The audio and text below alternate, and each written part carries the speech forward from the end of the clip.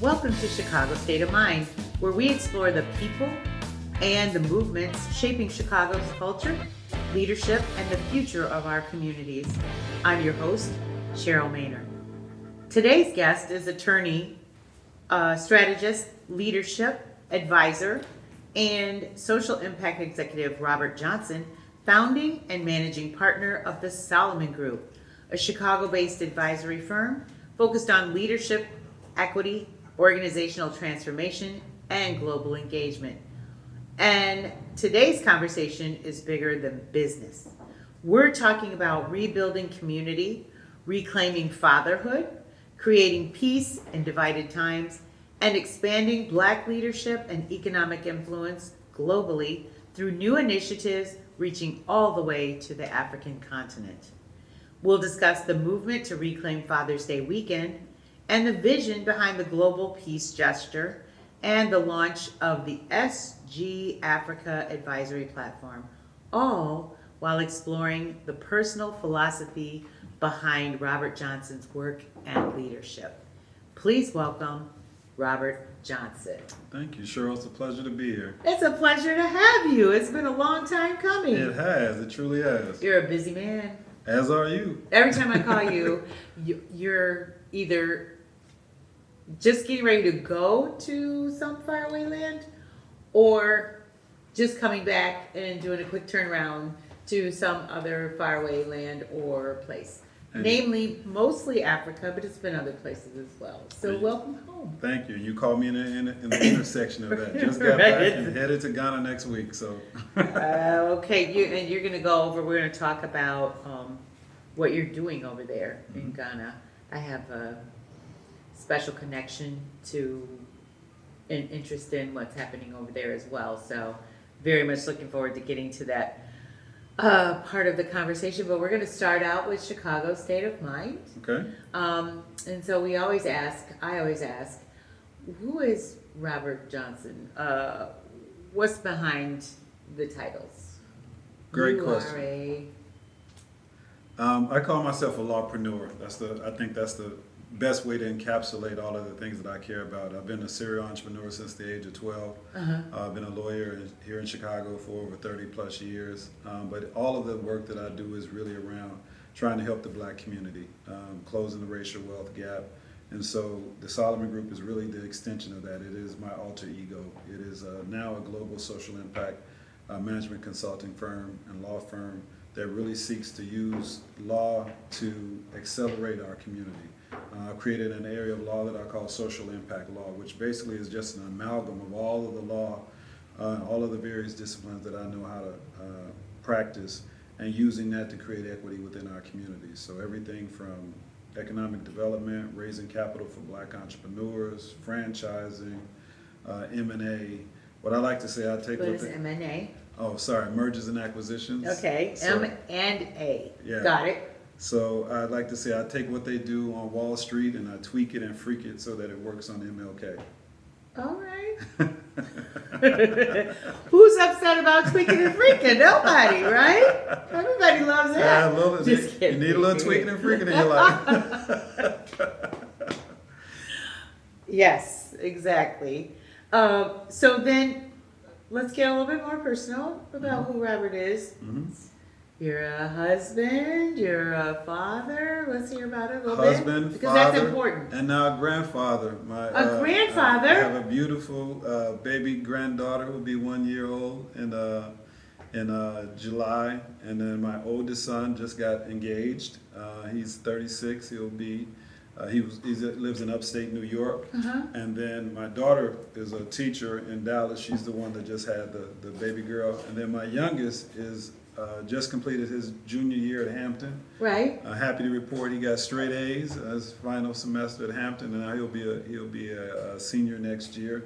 And I've been married for 24 years with my beautiful bride, and we've been together almost 30. So she is beautiful. So yeah, she's focused on health impact. So we like to say she focuses on the health of the community, and I focus on the wealth of the community. Which is all health. Right? Exactly. Our health is our wealth. A wealthy community is a healthy community. 100%. Absolutely. We believe we have that same philosophy, Robert.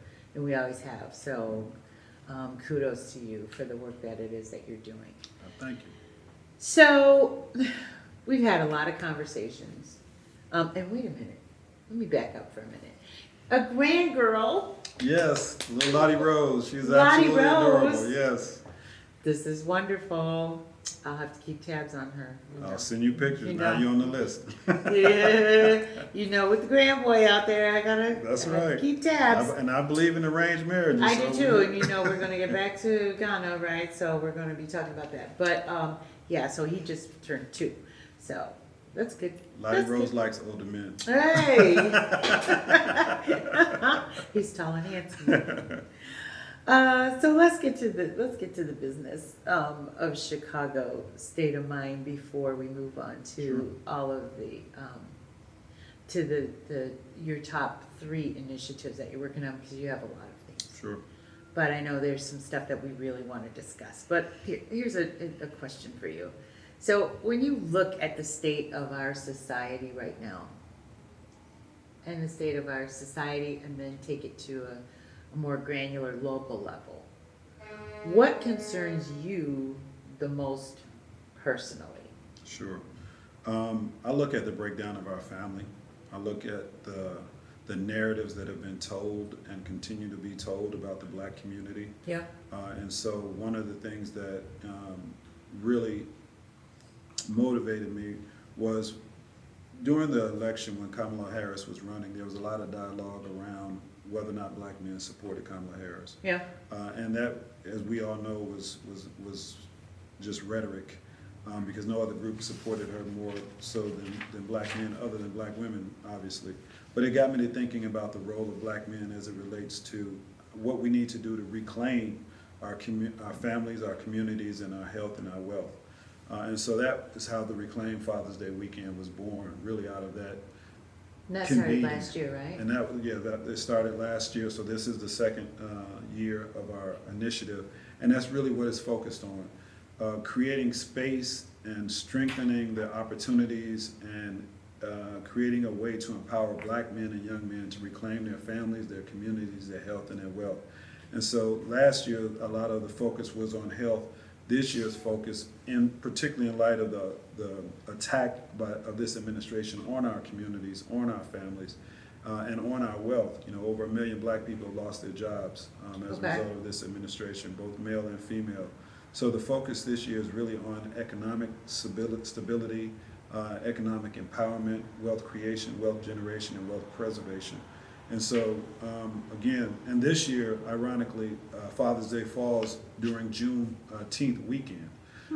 So it's just fitting, almost prophetic, that it's taking place as we talk about a period in our history where, you know, emancipation was delayed, and now it's turned almost into Black people's Christmas. You know, there's a whole bunch of stuff going on Juneteenth this year. But the first day on June 19th will be the conference where we've partnered with Northwestern Mutual, and we're hosting it at their Hyde Park office, because Northwestern Mutual has an initiative to impact 35,000 Black families on the south and west side. So we're partnering with them in that, and having Black men at the center of that to regain and reclaim their families. So that conference will take place on June 19th at Northwestern's headquarters in Hyde Park.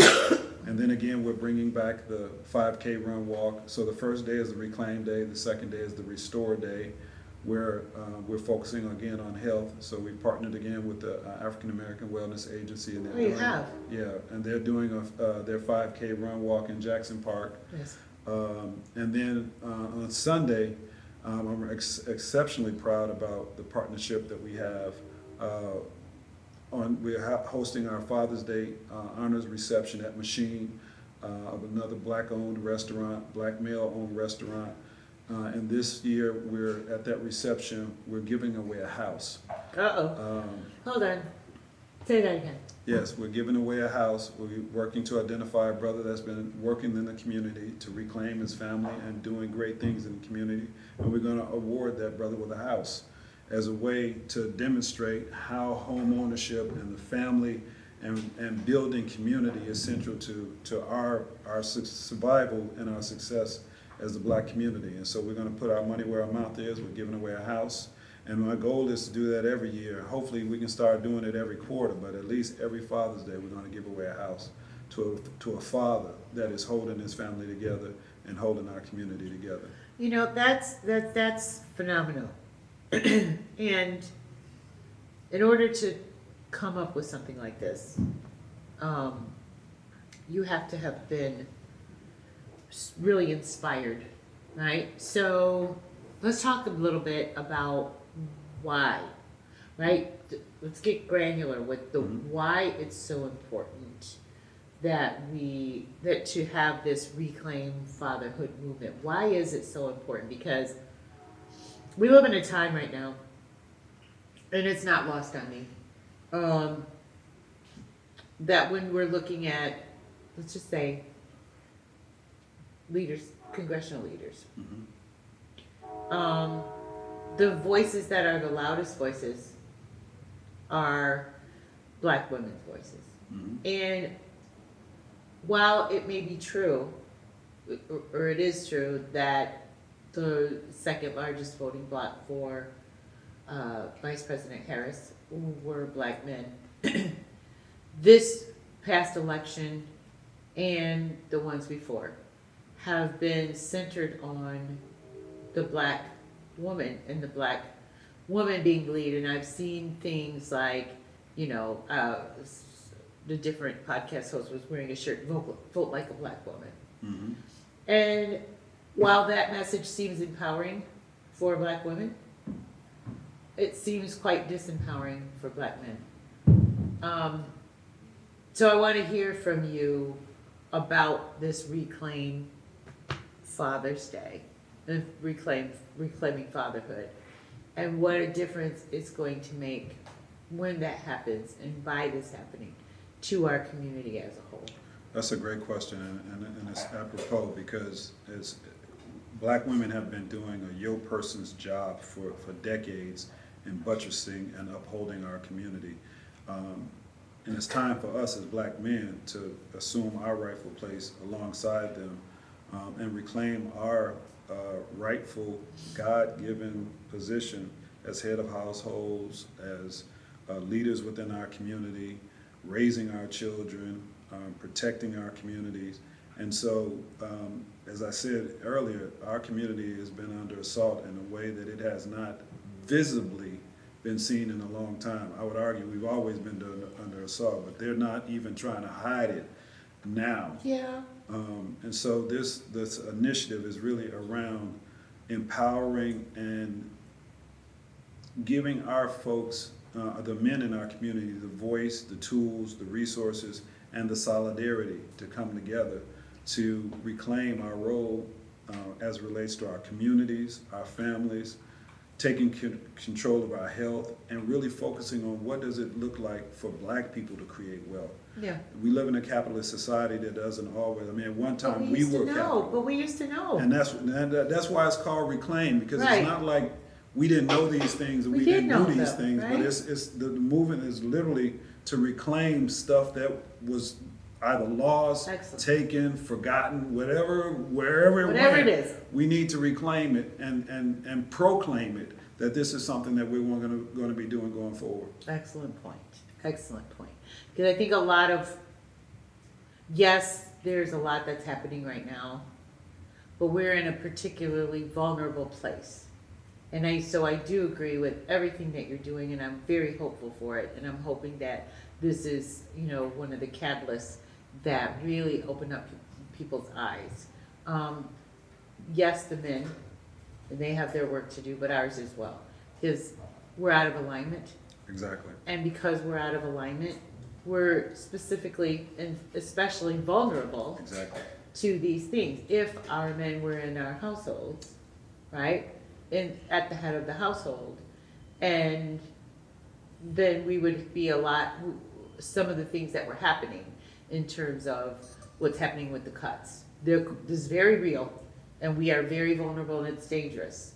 Absolutely. However, if we had fathers in the home who were out here going to work every day and providing the benefits and things for their family, we would not be vulnerable to cuts in Medicaid, Right. and to the degree that we are. Right. It's not going to alleviate everything, Right. but it certainly would help. And so, and to 100%. change the trajectory of our boys 100%. and what's happening with our boys out here. But then again, whatever's happening with our boys affects our girls as well. Absolutely. So I'm Absolutely. very proud of the work that you guys are doing, and we're supportive any way that we can be supportive of it at Chicago News Weekly. We would, this is one that. we would get behind. I appreciate that. And even though this is a Chicago state of mind, the idea is that this become a national movement. And the idea is that not just we focus on Father's Day, but that's the catalyst. It's sort of the annual check-in. The work is going to be done all throughout the course of the year in terms of monitoring the folks that are part of this group in terms of how they're progressing health-wise, how they're progressing with their finances. We have a ton of partners that have agreed to provide financial literacy, job training, all of these things that we need in our community. Yes. So that, and then measure it so that the Father's Day is supposed to just be a report card in terms of this is what we've done, this is where we need to improve. So that's the other part of reclaiming Father's Day, is it giving it a purpose. This is not about ugly ties and socks anymore. This is about, what is it that we're going to do? Those? Yeah, exactly. No man needs any more ugly ties or socks. Just put that out there. Exactly. That's it. We're done. If we can just We're change done. that, I feel that we've been successful. Maybe you need some, a home cooked breakfast or something like that, but That we don't part. need ties and socks. That part. Or underwear. I'm just saying. Because that's what my dad used to get. And my dad used to get a gift box of Aquavelva or Brute by Not the Fabergé. Aquavelva. Yeah, I go back that far. And then, Brute by Fabergé. Yeah, That Brute came by out. Fabergé, yeah, And we Fabergé. and for my grandfather, for my papa, he got Old Spice because he was an Old Spice guy. Hey, Old Spice, don't sleep on Old Spice. Well, it does in now, a pinch. It was do in a all right. pinch. My dad was a Brute by Fabergé guy, though. Right. The other thing too is, our kid, folks, like if you want to make if you want to take your mom out for Mother's Day, you got to make reservations 6 months in advance. Which is crazy. Father's Day, you can roll up to any spot with 200 deep with your closest friends, and they will seat you. So that's the other part, reclaiming the importance of fathers. Amen. And starting with black fathers, but I'm sure there's some white fathers out there that feel the same way, that they're getting the short end of the stick on Father's Amen. Day. They just get. Oh, and by the way, by the way, you don't get no big Father's Day at church. No. They're not having a down in the basement afterward. They're not having a afterglow in the basement for the father. That's right. You're right. That's right. So You're we're right. reclaiming that narrative as well. Get it back.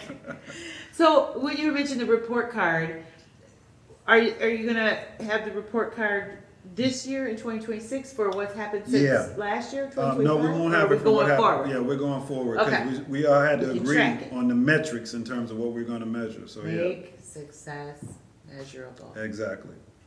So in that way, we can have a scorecard that we can all be.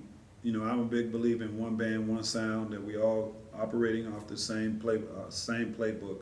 So that we know what it is, and we can begin to articulate that to our family so that we can be held accountable for what it is that we've said that we're going to do. Well, I am looking forward to this year. And yes, this is something that will need to scale out across the country. But for right now, Chicago needs this in the worst possible way. Chicago always In the leads worst possible anyway. way. We Right. always lead anyway. So Well, then let's leave. Let's get it done. So let us know we how were named can after a support. black man, so founded by a black man rather. So it's only apropos that we lead. Okay, all right. So let's move on to the next segment, though. Yes. The next thing to talk about, I'm Yes. really excited. The Global Peace Gesture. So let's Global hear Peace it. Fest. The Global Peace Fest. Yes. What is the Global Peace Festival, number one? Mm-hmm. And why is peace building important at this moment globally. We're stepping outside of Chicago, but Chicago is a global city Absolutely. filled with everybody from around the globe. Greatest city in the world So in let's summertime. Let's go, man. So the Global Peace Fest is a new initiative that we're bringing to Chicago that in partnership with the Obama Presidential Center that we're hosting during Global Peace Weekend. So the United Nations designates a weekend that is designated Global Peace Weekend, which is in September. And so in partnership with, this is something we wanted to bring to Chicago years ago.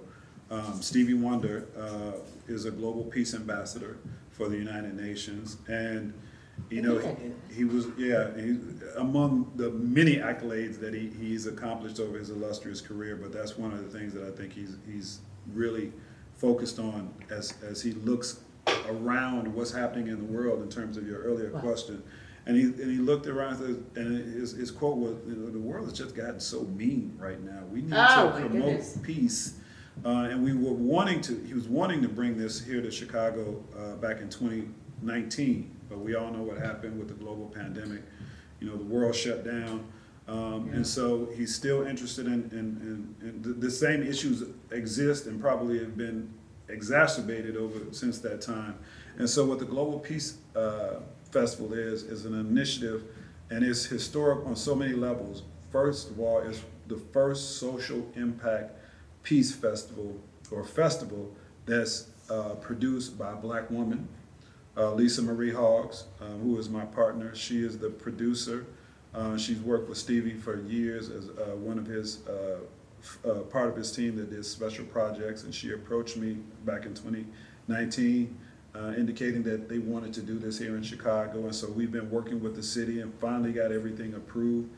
And the timing was perfect because it coincides with the opening of the Obama Presidential Center. And so the first night is September 17th through 19th. Okay. The first night will be a Met-style fashion show gala at the Obama Presidential Center. Oh, really? Okay. With, we're anticipating 500 or so of the world's, dignitaries from all over the world to descend upon the Obama Presidential Library to celebrate Black fashion, culture, and just a global fashion. Then we also have health activation, Chef Maria Loy, who's the Martha Stewart of Greece. She's agreed to be a part of this. She's going to shoot her PBS special from Michelle Obama's garden. The Martha Stewart of Greece. Yes. Okay. She's a phenomenal lady. Has just a magnificent restaurant in New York. We're in talks with two major comedians that we're trying to settle upon for a comedy show at the Obama Presidential Center. And then it concludes on the 19th in Jackson Park with a concert with Stevie Wonder. And there's some local folks who we're going to tease folks and let them know who will also be participating in that as well. But Stevie Wonder's the headliner. And so this is the first year. So where would it be? Where the Chosen Few all is? Exactly. Or is that Exactly. Nope, it's going to be exactly where the Chosen Few. Yep, you can walk. 40,000 people. Populace, who does the Super Bowl, did the halftime show for Bad Bunny and has done the Super Bowl. They're designing the outdoor experience. So it's going to be something unlike the city has seen, and we're so excited about this. And probably Stevie's probably want to be one of his last few tours or performances that he's doing, but he wants to make sure that he is the inaugural person for this event. So we're just excited. The city's behind it. World Business Chicago. We're just excited about what this can do for our city and shine a spotlight on Chicago as being the epicenter for peace globally.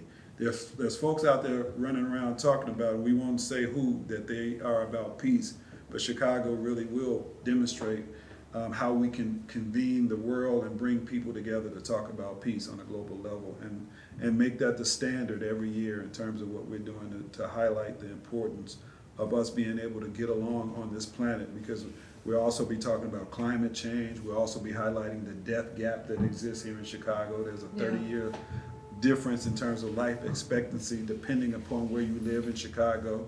And that's all as a result of the social determinants of health, and what I would argue the social determinants of wealth. So we got to begin to address not only how we live together, but how we live longer Yeah. and better on Yeah. this planet. Yeah. It's not enough just to exist. Exactly. You know, we were driving the other day and I was watching the sheer number of people walking down the street, that just random people that were walking either side to side, were visibly out of shape, visibly, noticeably out of shape, and the difficulty that they were just having in walking. And I think that's something that we just don't even think about anymore, because it's so common that you just see it all day, every day, and we don't even notice that this is happening. Yeah. And it's not just in our community, it's in every community, but I know we're focused on ours, but this is a global festival. And so it even moves outside of just the black community. Right. It's an American problem. It is maybe outside of Britain, it is almost uniquely an American problem. Yeah. And so I think this is wonderful. So we definitely have to focus on health. I can't wait to come up with some projects on this one. My mind was just running, just really running. Well, we definitely very exciting, and I'm a neighborhood girl, so. And I'm glad you mentioned the neighborhood piece, because that's the other focus. Is even though this is a global movement, we really want to make sure that it's hyper local focused in terms of access, because our community often doesn't get a chance to participate in these type of events, particularly at the ground level. So one of the things that we're doing, we're holding back a number of tickets for the community, so that they can be able to participate and get a chance to see Stevie Wonder live. You know, that's something that I'm extremely proud about. And that's important, Robert, because I'll tell you, when Chosen Few happens, right? All of our parking is gone, because the people park in the neighborhoods, so we don't have anywhere to park. It's overrun with folks, which you don't mind if you could actually afford the tickets to go yourself. Exactly. Right? But you can't afford the tickets to go yourself. A lot of people can't afford the tickets to go themselves. So you're just, for 2 days of the weekend, just, if you do happen to have a car, which a lot of people do, you can't move your car, because if you move your car, you won't have a place to park again. Exactly. Right, but it's still, you can maybe sit outside and hear the bass line.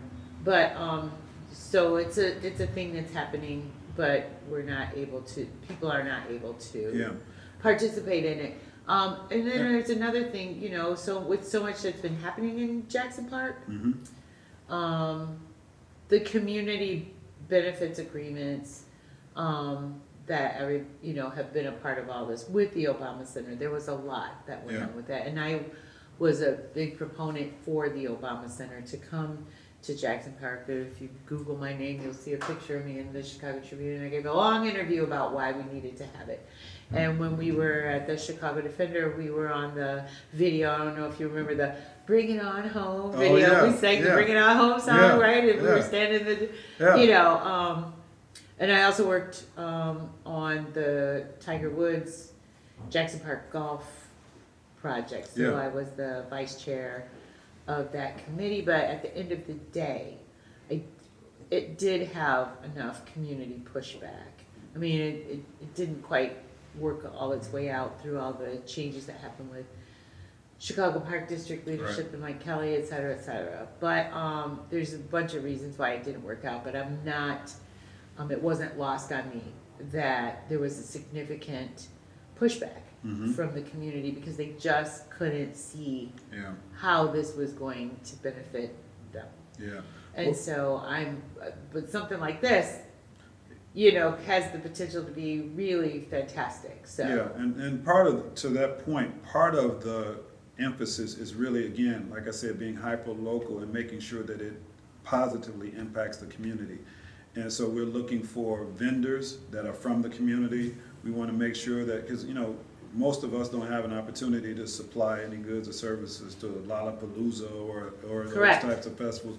This is the people's festival. So we want to make sure that our folks have the ability to be vendors, to have access, to really showcase this city and help us benefit economically as well. Okay. Well, we're looking forward to it. And we're looking for a media partner. Right, So we'll be a media partner, but I got some ideas on what we're going to do. okay, well that's right? even better. To in the hype. So I think we can move on to the next one because we're going to come back to Reclaim Father's Day weekend because you're going to tell people and our viewers and our listeners how they can get the how they can take part in that. So I want to go to your last thing today, which is that SG, which I'm assuming is Solomon Group, yes. Africa Advisory Platform, and the future. Absolutely. And what is the vision? You hit the nail right on the head. When I think of the future, I think of Africa. Africa is our future, particularly as African Americans, because Africa is, people say it's rising. I would say that it has risen. It has reawakened. Africa has the youngest population in the world. The average African is 19.5 years old. The fastest growing middle class in the world. More entrepreneurs than any other place on the planet, 1.5 billion. They have enough natural resources to power the world for the next 3,000 years. And by 2030, this year they're on pace to outpace Asia in terms of their GDP growth. And more importantly, or equally importantly, they want to do business with us. They want to do business with people that look like them. They're tired of being exploited by other colonial powers, and what they lack is the ecosystem for African Americans to do business in Africa and for Africans to do business within the black community. Of the 3.5 million black businesses that exist, 96% of them are solopreneurs. So if they're in the U.S. or in the U.S. in the U.S. Okay. And so if we want to help have our businesses scale, and I've been out here for the last 20 years raising capital for black entrepreneurs. It is literally the hardest thing on this planet other than space travel, which Brother Victor Powell showed us that black people can do that too. Victor. But there's ample opportunity for us to raise capital in Africa or scale our businesses in Africa. Everything that we need over here or that you're doing over here, they need it in Africa. They have it in Africa, and they're looking for partnership. So we've created the Africa Advisory Platform to help black businesses scale and create that relationship in Africa. Where? In Ghana, Zimbabwe, Nigeria, and South Africa are the 4 areas that we're focused on now, and hopefully by the end of the year we'll have stronger inroads into Kenya, Uganda, and Rwanda. All of those economies are ripe for investment for African American businesses. And so what we've done to prepare these our black businesses, because like I said, 96% of them are solopreneurs, just one person operation, and can't afford to bring on employees. We're helping them scale by 2 ways. One, AI, which is a game changer. I tell everybody that their first employee should be AI, particularly if you're an African American business. And then when you're ready for your second employee, which should be relatively soon, we have a partnership with a company called Remotely Working, which sources back office support from Africa, everything from social media managers, virtual assistants, lawyers, accountants for $6 an hour out of Africa. These are highly educated, highly trained, many of whom have been trained here in the United States but can't work in the United States. But they are on this platform that you can hire right now to help grow and scale your business. Because I don't care what kind of business you have, every business needs 5 functional areas. You need legal, you need operations, you need marketing, you need finance, and you need HR, regardless of the business. So we can get you those, either of those categories for $6 an hour for somebody that's highly trained that can be embedded in your business. Okay, so I think this sounds wonderful. And I'll get what's the name of it again? Remotely Working? Yeah, Remotely Working. Yeah, we have a partnership with them. They can just come to our website and we can connect them. Okay, so we're going to visit that when we're done. Mm-hmm. But, so practical questions. Yeah. How do you find these solopreneurs? I mean, how are they part of remote? There's a it's the platform. So how do they put They're themselves already, they're already on the platform. So it's like It's almost like Upwork or Upwork and what's the other, yeah. Fiverr, Fiverr, yeah, whatever. yeah. Okay, remotely working is that platform. Yes. And the candidates are all already they're in that platform already. So Yeah. you, the employer, would go in and take a look at what you need, and then it works like that. Exactly. You Right. say, I need somebody to do my social media. And Okay. you say, what is it that I need them to do? Quick job description. I need them to do, schedule my marketing, do my website, whatever. And then they'll give you a list of candidates for you to interview. You interview, pick who one you want, and they start working for you. Okay. So the platform vets people, because it's Correct. a little scary. Correct. And I know we hear Africa, Mm-hmm. but Africa is a whole continent. Mm-hmm. And it just depends. I mean, most people have not traveled there before, right? So they don't even know what to expect. Right. So I'm sure that some people have the worst. Hesitation. Yeah. Well, the worst narratives Yeah. about Africa have always existed. Yeah. But then there's the new reality because so many people are going, right? So let's just put some of these things to rest, right? Sure. Africa and African nations like Ghana and surely South Africa Mm-hmm. and Nigeria are highly developed. They have universities, they have shopping markets, they have transportation services, they have housing, they have everything from rural villages that are not necessarily as connected to major cities with Absolutely. high rises and luxury villas. Absolutely. So there's everything in between. So let's just get that out. Let's just get that out of the way right now, right? I would go one step further. I mean, the parts of Africa that I have been to that are developed, I would argue, are more sophisticated than the United States. Well, So there's that part. So you're absolutely right. They have the full spectrum. They have abject poverty, just like we have here. sure.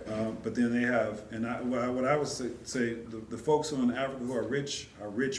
Right. They rich. They rich. It's a whole different level. So Right. You're absolutely right. And that's part of the reason why we started this advisory platform, is to educate particularly our people about the misconceptions and the stereotypes so that they can understand that that's where the opportunity is. I mean, because the Europeans are over there. They've been over there for a long time because they understand what's been kept from us, that's where the opportunity is. Made me think of a few things right there. So let's see. What role? Okay, so let's talk about this. I wrote this question down. How important is diaspora connection economically and culturally?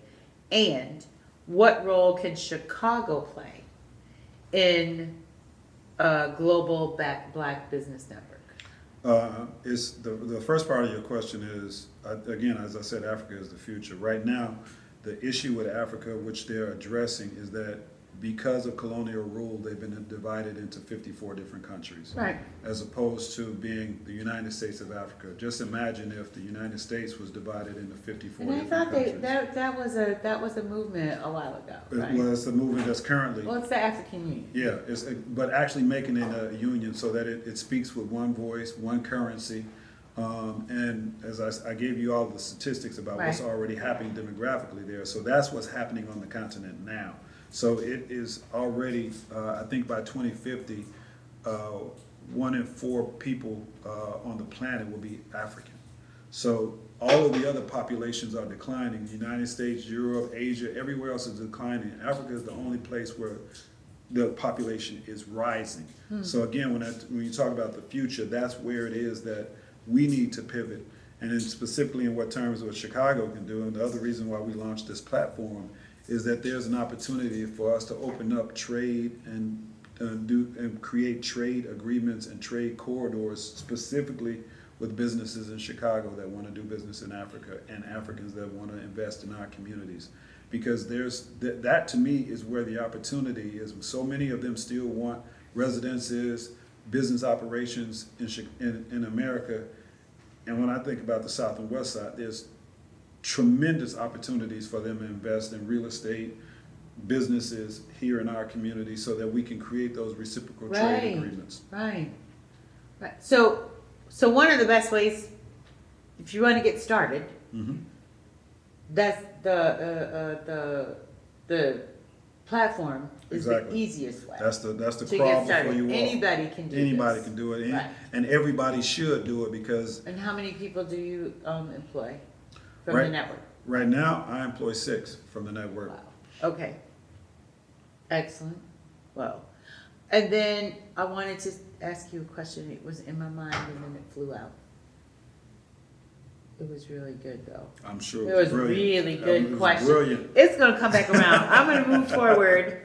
And if you have the information on what's the website? What's the website that we can? They can go to our website, www.solomongroupint.com, and all that information will be there. Okay, and all this will go into we'll put this all in the description as well, because we want people to go. Absolutely. And let's get started, right? Hopefully we'll have more opportunities like this to do more podcasts to educate people about not only these initiatives, but in particular this opportunity in Africa, because my goal is to start an international investors conference so that folks who want to invest in Africa or who want to have dual citizenship or multiple residences can look at creating that pathway as a way to create generational wealth. Because I talk about this thing that I call cultural economic arbitrage.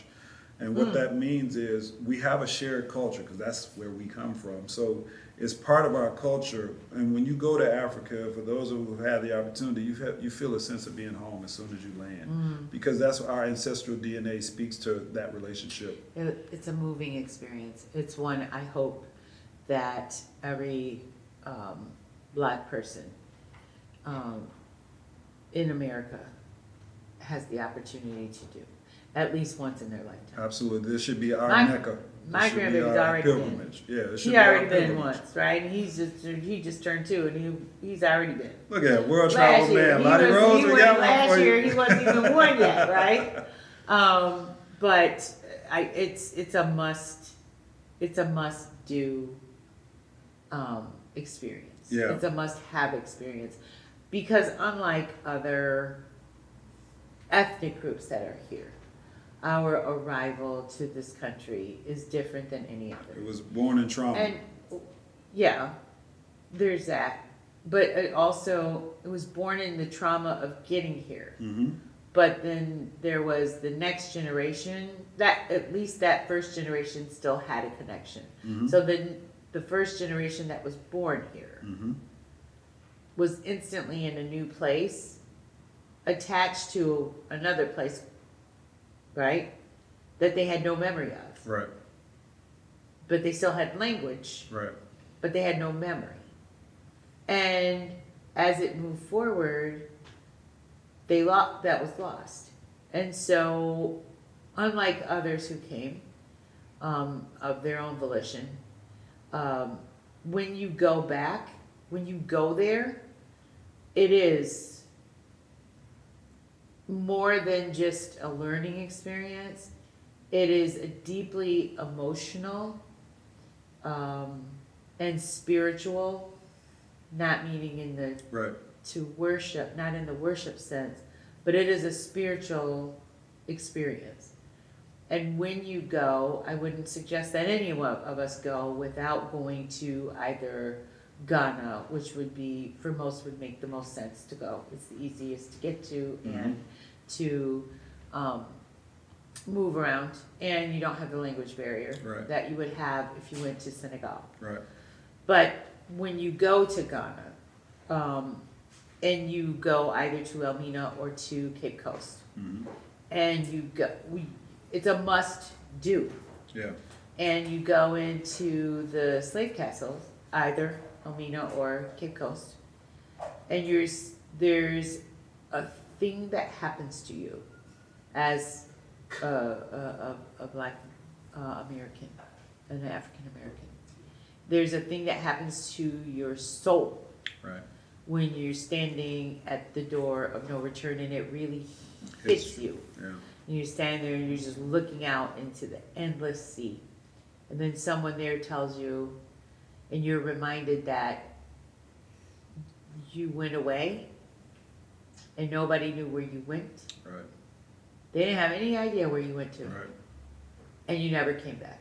Yeah. And so now, just now, you're here. You're Right. coming back. Right. Right?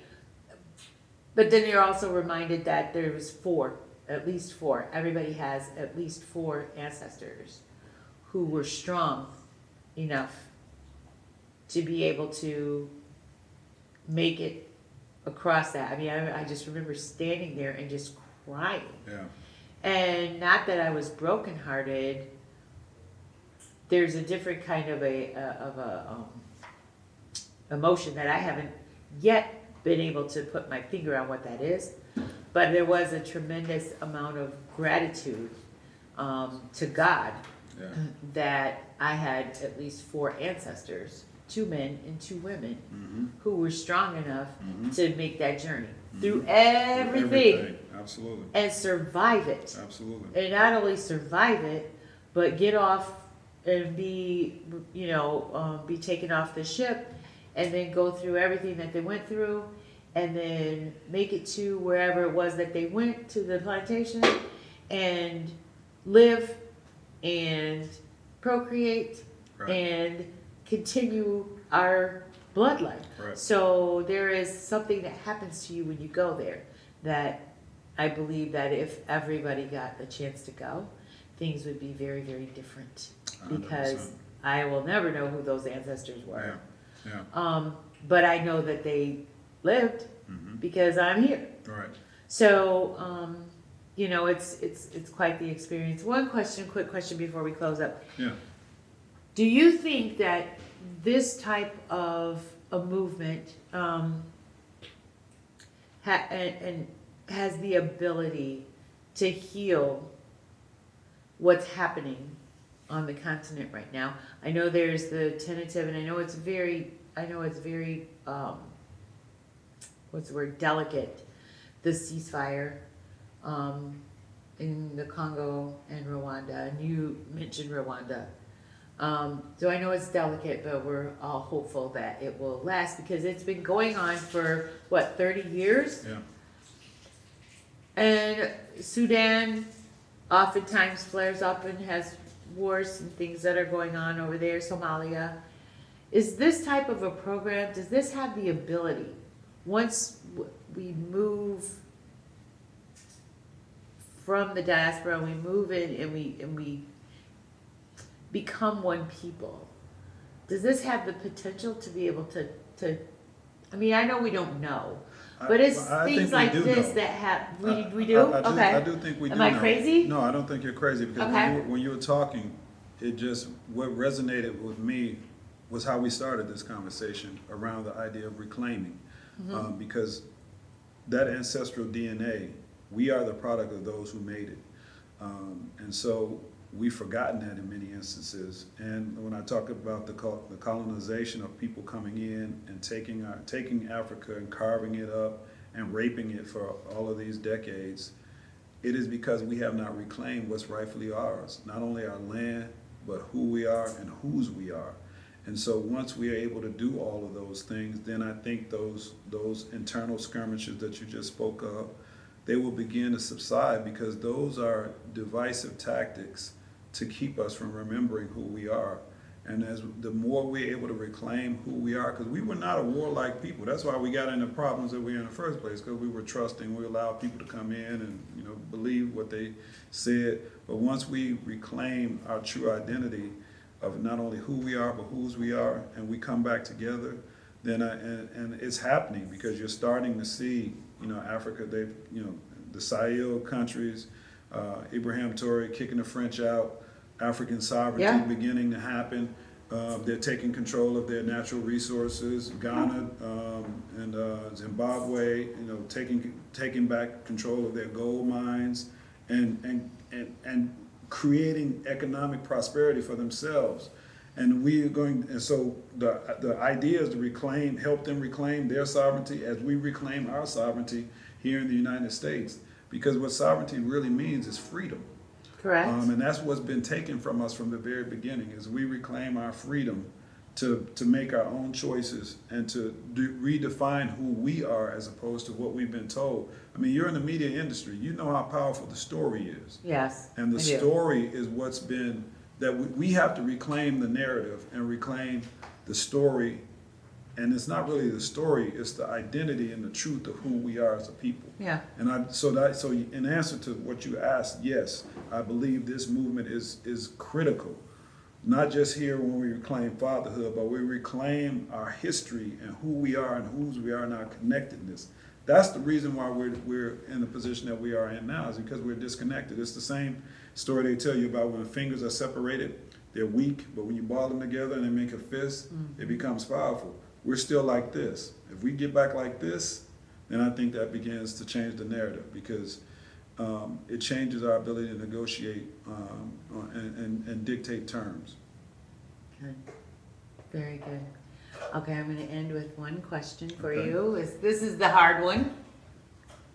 Everybody gets it. Okay. Nobody gets away without getting this Okay. question. So, what is, when you think of Chicago, Mm-hmm. what is your view of what a Chicago state of mind is? A Chicago state of mind is literally a city. I don't know if we're called the city of big shoulders, if I'm getting that mixed up. I think But we're the city that works. Yeah, so the city that works, I think. but I think we also have big shoulders, because Chicagoans care. There's that Midwestern, Midwestern culture. But we're a city, a Chicago state of mind is a can-do attitude. Like I said earlier, we're innovators. We are unstoppable. We are unflappable. We are patient, long-suffering. But we get things done. And that's why I think we've always been a leader. Chicago is going through an interesting state right now, not just with our leadership, but with our economy. And I think that the true Chicago state of mind is around rallying together to make this the greatest city in the world, not just in the summertime, but 12 months of the year. Is there hope? A tremendous amount You of have hope. hope? I think hope springs eternal, because, again, Chicago was founded by a black man. The same thing that we just talked about in terms of, we remember that despite all of the odds, I mean, this brother from Haiti spoke French, was a trader, an entrepreneur, founded this city. If we reclaim that, I think we will begin to turn the tide for Chicago. I think that we can be the premier city in the United States again. And if we can connect with the diaspora and have a sister city relationship with some of these other countries in Africa, I think the sky's the limit. Very good. Robert, will you come back and we can talk more about these things, because I feel like we could go on and on for a very long time, because we have stuff we didn't even hit on, and it's time for you to start your podcast. So I'm Yes, just it letting would be you know my that honor. right now. It's It time would for be you to my start honor. your show, sir. And thank you for, just continuing to bring positive, reinforcing messages about the city and about the people who are trying to make a difference in Chicago, because unfortunately, you know this probably better than most folks, that the mantra is, if it bleeds, it leads. And you've never been that type of journalist. You've No. never, sensationalized our problems. You've always sought to shine light, and I won't even say in darkness, but shine light just to illuminate so that people can see better. Thank you. That is our goal, and that is our hope. We did in a former time before we were here, before we started Chicago News Weekly, and Kai, our editor, and I were at the Chicago Defender. I'll go ahead and say that because we were. And we had a real lead headline. Really the biggest one of of many people's lifetime. Not necessarily ours. Emmett Till would have been a bigger one, but coming behind him, and then Dr. King's assassination.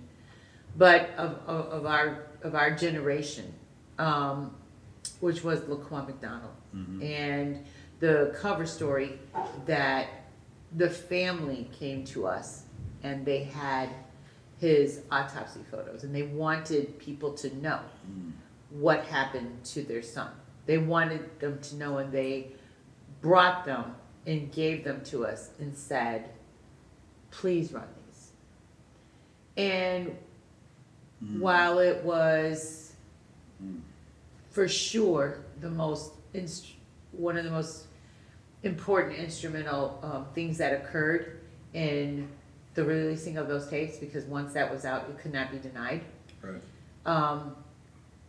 And we stood behind 100%, and we caught a lot of strays on that one from other journalist organizations that were like, "How could you do that?" When I had to remind them who we were, Right. who we are, Right. and what we do. Right.